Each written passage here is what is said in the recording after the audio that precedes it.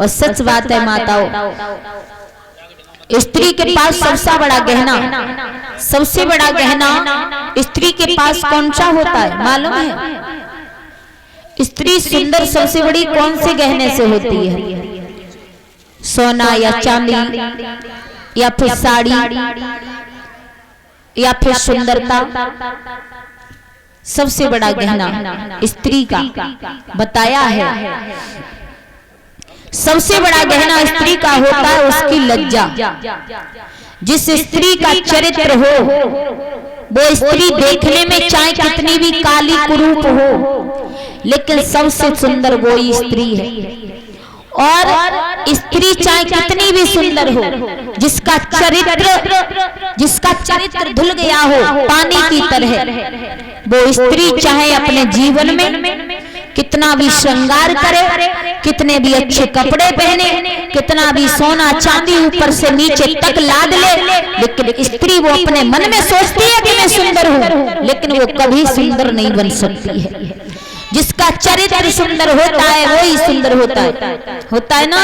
तो स्त्री का सबसे बड़ा आभूषण होता है उसकी लज्जा, और जिसकी लज्जा ही चली गई हो वो स्त्री कभी सुंदर नहीं बन सकती है। इसी बीच में कुछ दानदाता दान दे रहे हैं, 51 रुपए गुप्त दान, 21 रुपए शोभा राम सैनी और 20 रुपए कुमरपाल सिंहपाल और 10 रुपए ओम प्रकाश सैनी, 50 रुपए परमवीर की भांजी कनक और 20 रुपए दिव्यांशी। ये सभी भक्त दान कर रहे हैं, बहुत बहुत धन्यवाद इनके लिए। तो सबसे बड़ी स्त्री वही होती है जिसकी लज्जा सुंदर होती है। अब पवन रेखा के पास कुछ नहीं बचा, बोली मैं अपने पति को जाकर क्या बताऊंगी, कैसे मुंह दिखाऊंगी।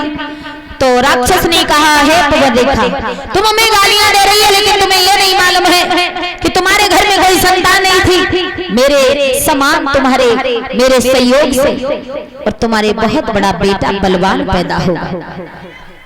पवन रेखा कहने लगी, मुझे तेरे जैसे बलवान की कोई जरूरत नहीं थी। जैसा तू है राक्षस, वैसा ही तेरा वंश भी राक्षस होगा। राक्षस बोला, पवन रेखा सुनो कि वो मेरे समान योद्धा होगा, बाईजीत न कोई पाएगा। राजा और नर की बात है क्या, बसेंद्र हार के लाएगा।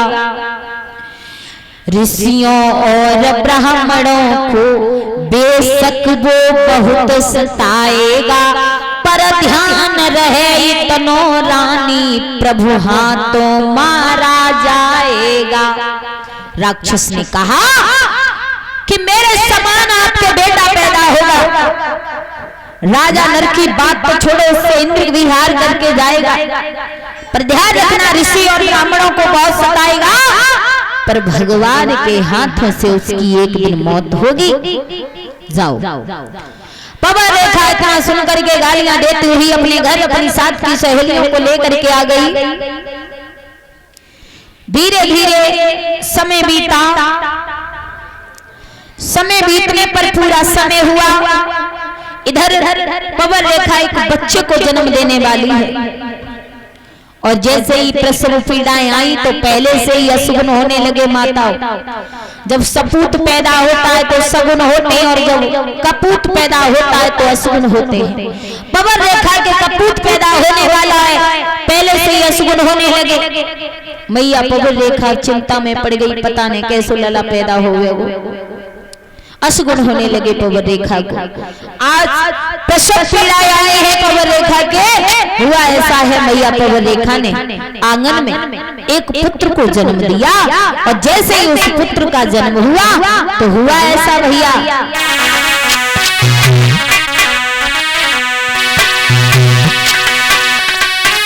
कि पैदा हो ही बालक के, और आंधी तूफान मचाने लगी। वो रत्ती गली चमकी, आकाश हिलाए और महाप्रलय सी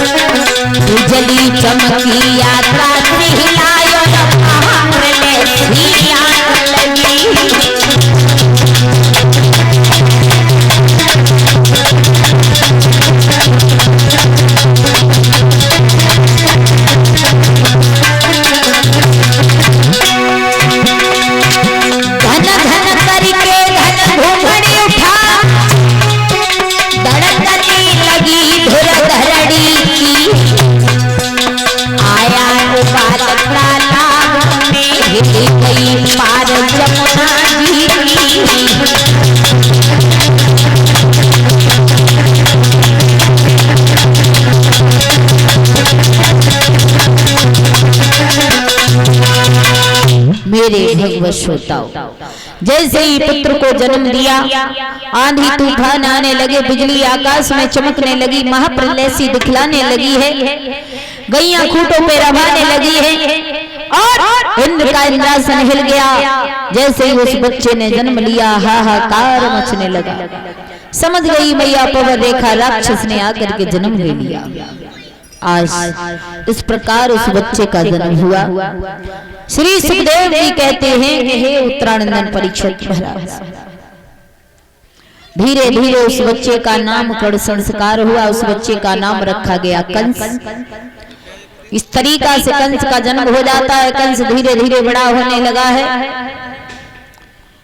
और जब बड़ा होने लगा